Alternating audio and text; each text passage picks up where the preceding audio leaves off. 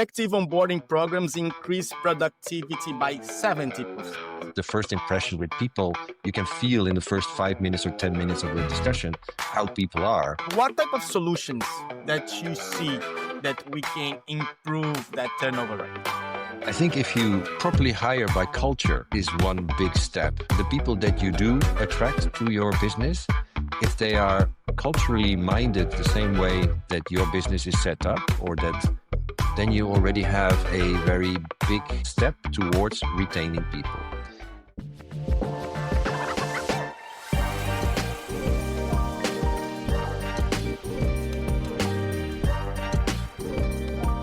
Today's episode is the second of a series of 3 episodes about onboarding and training in the hotel industry. We're in a conversation with my big friend, Nadia Tien. My name is Mauricio Schiller, and you're listening to the Schulering Hub Talking Hospitality podcast. On this episode, we are discussing and talking about techniques to help onboarding your hotel staff that will stay longer and reduce staff turnover in your hotel. So I hope you enjoy, and if you need to follow up and discover a little bit more, go back to the episode 1 to learn about the past of onboarding and Nadia's experience. And we're going to have the third one about the future of onboarding. I hope you enjoyed this episode. Nadia, welcome back to the show. Hi, Maurizio. I'm very happy to be back. Thank you. Nadia, I love having you here. And you mentioned that the managers, some owners or some operators see the manager's job as being this trainer around, but they also have so many jobs around themselves, like reporting and accounting and inventory. They have so many other things to do. So if they are onboarding a new staff every 4 months, that this is the European average right now, every 4 months, they need to onboard someone that normally takes about 3 months to get them ready for the job, but they have all these other tasks around them. How they manage to actually train people and perform the jobs at the same time? I think if you're a little bit logical, what you just said, the result is that everything is done like halfway. Yeah, it's not done 100%. And okay, I don't have time today, so just whatever. It is difficult. Juggling, I mean, being a general manager of a hotel, I, in the past, very much compared it to being a Superman. Yeah, you need to do everything. Yeah, and you need to do it fast and strong. Managers, general managers, it doesn't make a difference. And of course, the bottom line is the most important. And do some hotels care that they have, not very good feedback from the clients? If the profit is still okay-ish, then why to improve it? It is difficult to find that balance, or even to say, if I do improve it, how much will that impact my bottom line? We will go to the future afterwards, but I am very positive that things can be done way better than how it is currently done. And you said something very interesting now, because how it affects the bottom line. And what I've seen is hotels, hoteliers, and managers, they do not compute their hours, their training hours as cost of hiring, right? Once you start understanding the cost of hiring, then yes, you can start understanding the return on investment on having a more structured onboarding or training. No. Let's change the mood. Let's change to some solutions then. What type of solutions that you see that we can improve that turnover rate? I think if you properly hire by culture is one big step. The people that you do attract to your business, if they are culturally minded the same way that your business is set up, or that if it's just a general manager is set up, then you already have a very big step towards retaining people. I don't think we should dream, Maurizio, that people will enter hotel business and stay there for 35 years and then have their pension. It happens still in the era of my parents. The people that worked for my parents, they worked there for 30 years. They came as little boys and girls and they stayed there. But different time. You are also a big fan of adventure, of hospitality. It's an amazing industry to be able to go and to go around. So you do need to have some kind of a system to rehire. But first step, culture. Second step, the education part. If you go into an organization and somebody had some thought about what the onboarding process is like, you feel that, okay, this actually makes sense. I can imagine that you, I mean, you worked in the hospitality industry. If you go somewhere and somebody throws you into the deep water and say, have nice swimming, good luck.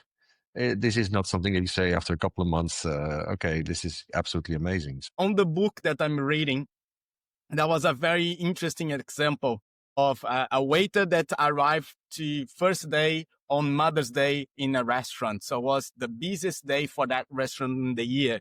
And the manager, of course, was completely overwhelmed with the whole situation. So just gave an apron and say, go there, talk to your colleagues. They will help you to do what you have to do. And that person was completely lost, completely anxious about everything. So didn't take action, was afraid to approach people, didn't know how to do things, and start sitting more to the back, start to be quieter.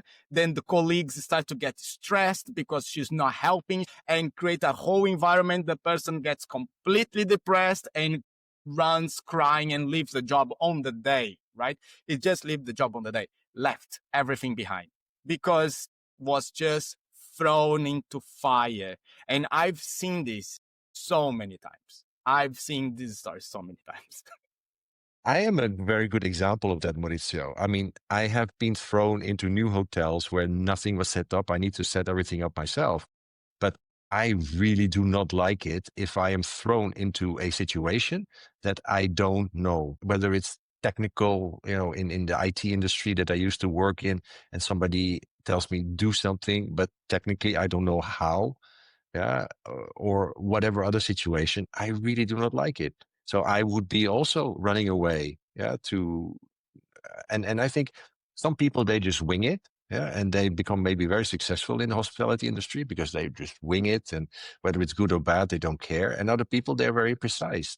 I am the one that does not like to just wing it. I need to have things under control. No, and I will tell you, when it comes to being new in a location, almost nobody likes to be thrown in the fire. And I will make a parallel because one solution you said is hire by culture. And I think that this is super, super important for that team environment. Second one is really getting to an onboarding system and preparing them. And I will make a parallel with what we do with our guests as a hotel, right? So why is so important to send a pre-arrival email giving the instructions, how to arrive in the hotel, who you speak with, what time is the check-in, what time is the checkout, what time is breakfast. You are giving your guests all that communication before they arrive, and you understand the value of onboarding your guests to your hotel before they arrive.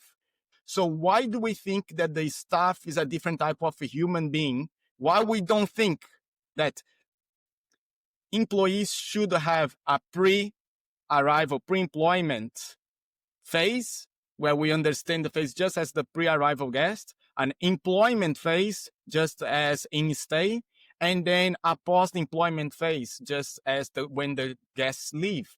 Because every single person that is working in our hotel today will leave at some point. They'll either leave because they want, they either leave because they got to get fired, or they got to leave because they will retire. And the cool thing nowadays is that this can all be done very simple and very automated. It's very simple. Very simple. You're gonna get that. And I'll bring some numbers when it comes to onboarding as well. Effective onboarding programs increase productivity by 70%. That's bottom line is straight away. Upselling, better service, better guest experience reviews. And employees are 69% more likely to stay 3 years in the job if they experience a great onboarding. So we're going to give some ideas from onboarding, our framework here with Schulering, and how we help hotels to structure and give a better onboarding experiences for employees, what we call the stay onboarding experience. Should I go? Do you want to go? How do we do that, Nadia?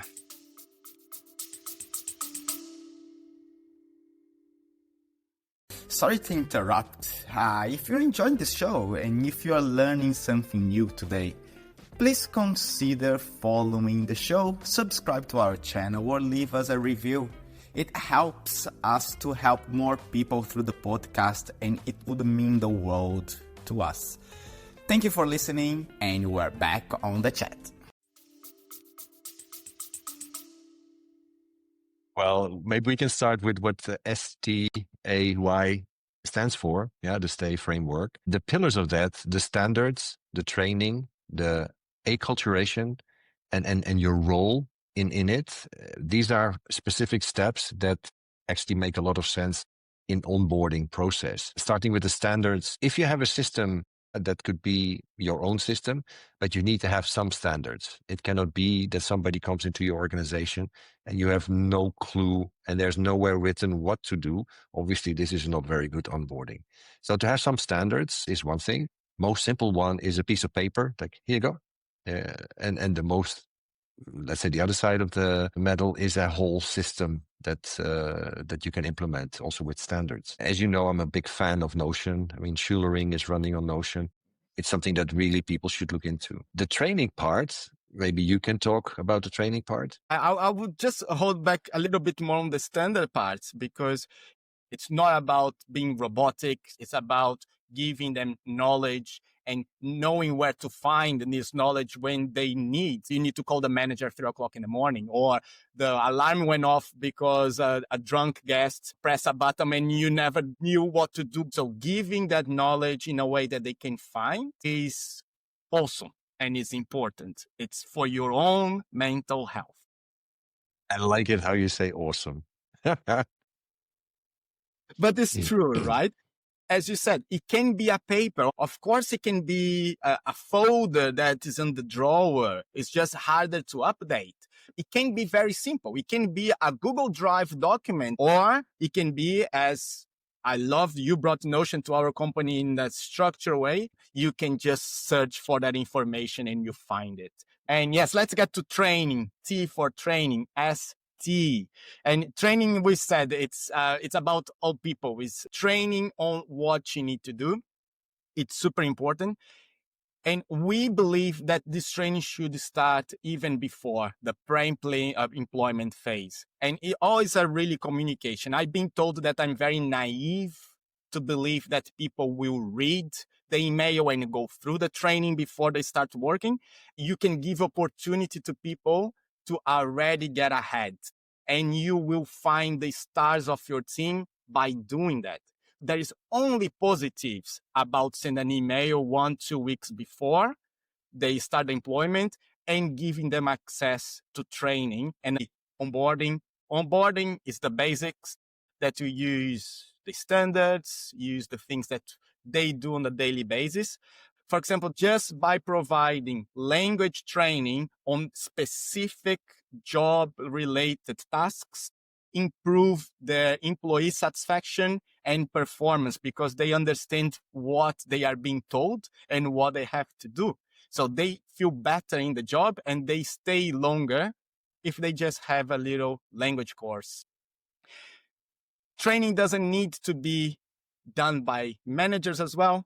It can be a workshop. You can bring someone from outside to do a workshop into hospitality training, into storytelling, into marketing, and bring some experts to help out the team. So you can ask them as well. This very important part of the process, I think, the audit, understanding what people in the organization want to learn as well. It can be done via online courses, of course, right? We can buy courses and deliver that to your staff that they can learn on their own time. We had some very interesting podcasts lately with the frontline performance group that help front desks to upsell sustainability as well, ESGs. And we are bringing these networks of specialists into our network to help hoteliers to find as well. On numbers again, companies that invest in training see 24% higher profit margins.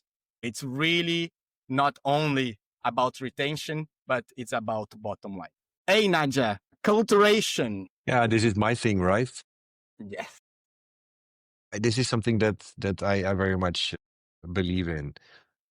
You know, if you are able to have, again, a system where you can go out into the world. So this is who we are, maybe very personal, something that we call a cultural deck.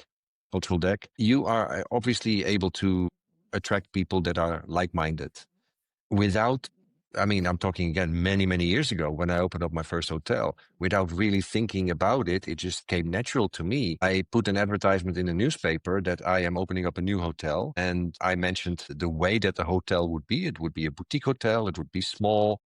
And one of the things that I put in there is that instead of bellboys, you know, carrying the suitcases and greeting I wanted bell girls. Yeah. And just that little thing, it attracted a whole different kind of people to say, we are interested. The fact that I have diesel, or I had diesel at the time, you know, clothing all of us. So we had diesel jeans, diesel dresses. So bell girls and diesel, that were two cultural things that were like magnets, and I attracted the right people. And that was also the first hotel that within 4 months became the best rated hotel in the whole Czech Republic. So acculturation, make people part of your hotel culture is a big, big part. The system of how to get into that culture, to get people part of your WhatsApp messaging group, your welcoming email, the culture of sharing through a buddy system. All of that is I think very important. Cultural deck is the first step. Show to the people who you are, be personal, and you hire the right people. Yeah, so that is something that I'm a big fan of, and I'm happy to put that into our stay framework. It's not about hiring the best candidate you find. It's hiring the right candidate that you find, because the best candidate, when they see a poor working culture, they just leave because they know they can find work anywhere.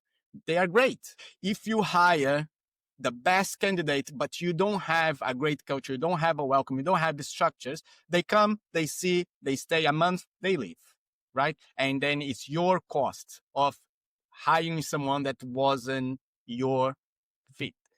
So it's by finding this culture that's awesome to find the right person that will stay. Do you want to hear a little story?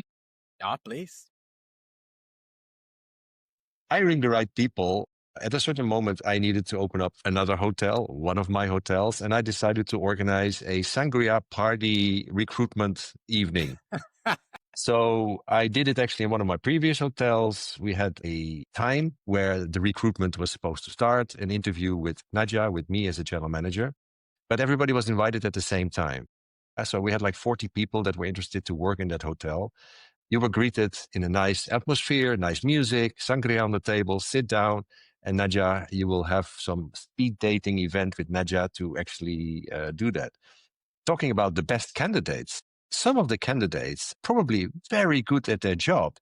They came at the door, they were greeted by the host who said, okay, welcome, have a glass of sangria. Yeah, but we're here for an interview. Yeah, in a suit and a tie and everything else. And yeah, sit down, have a glass of sangria, and we will do this interview with Nadia on a different way.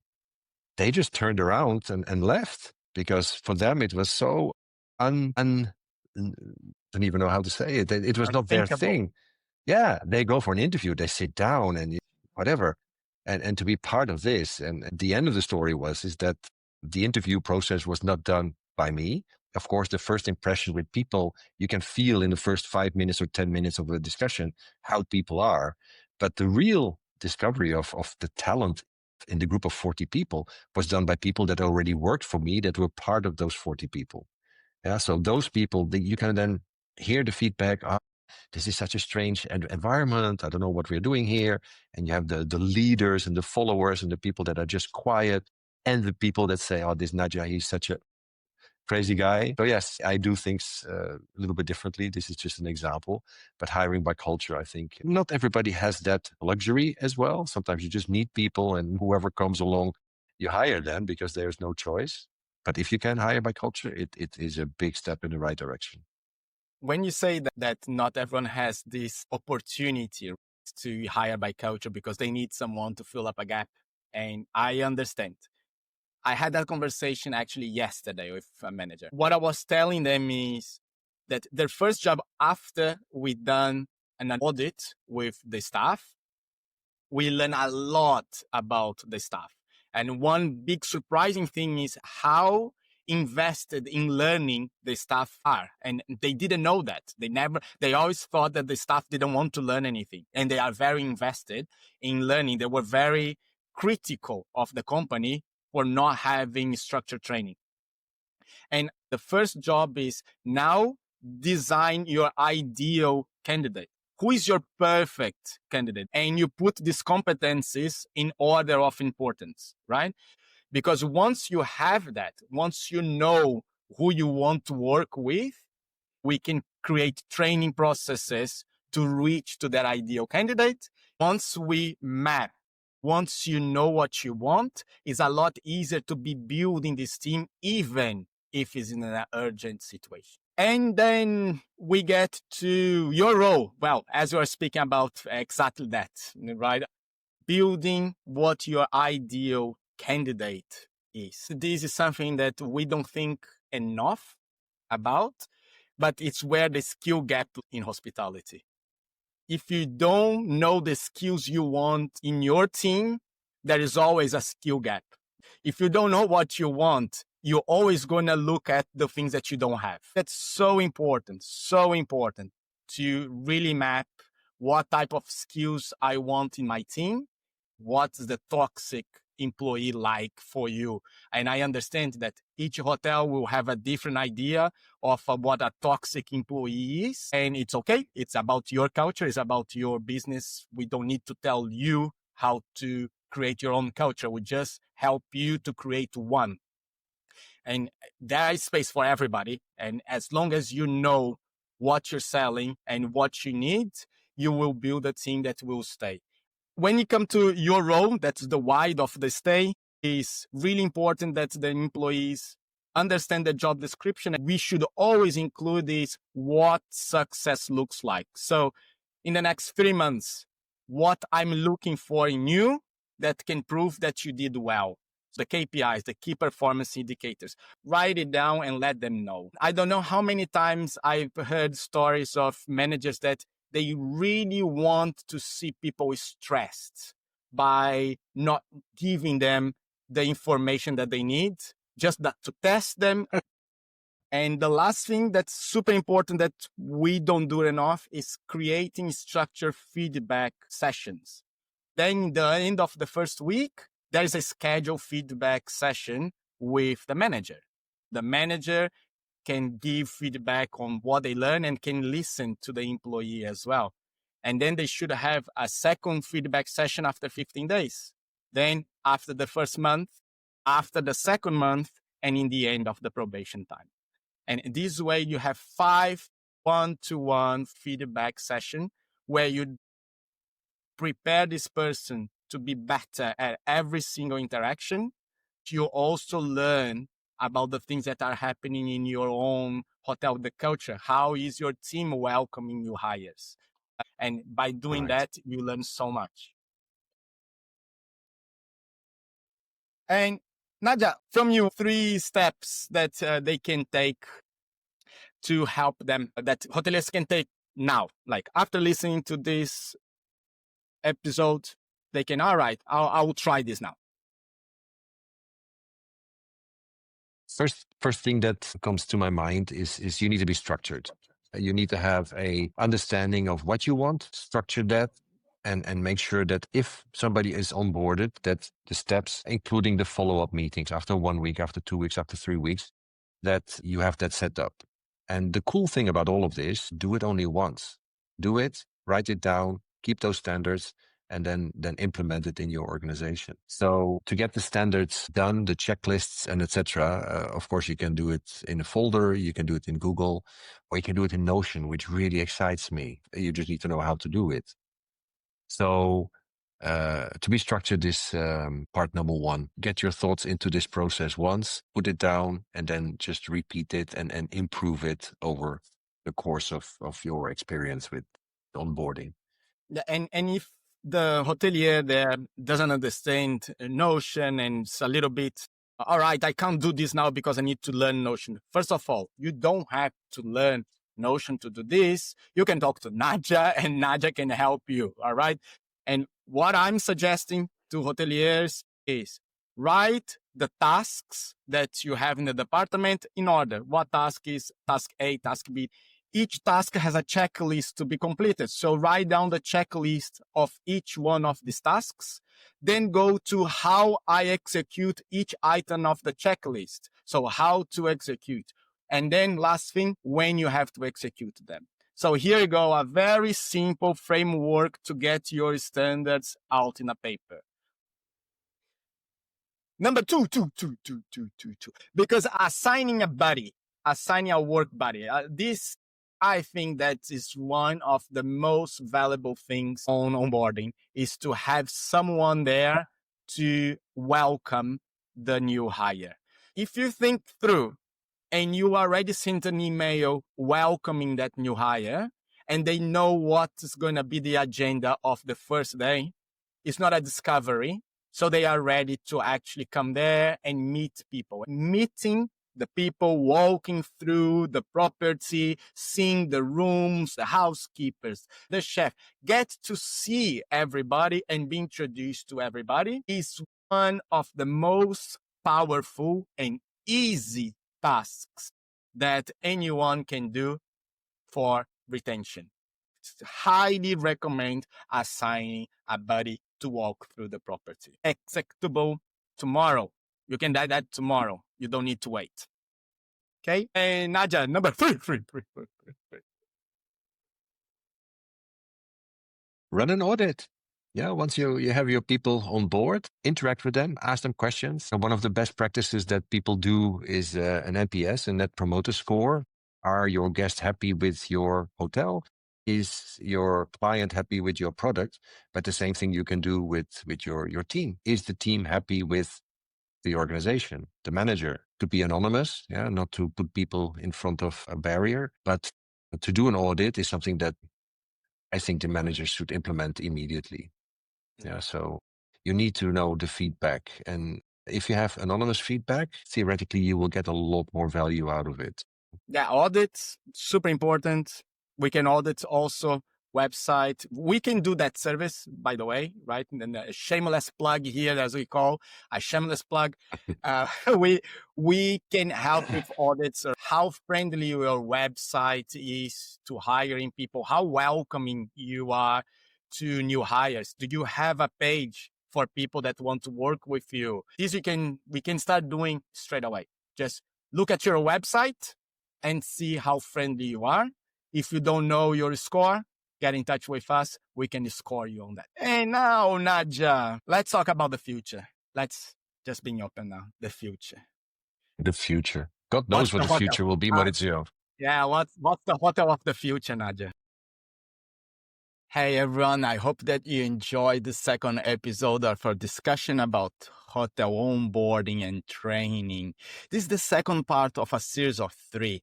If you want to go back and listen to the first one about the past of onboarding, you are welcome to do so.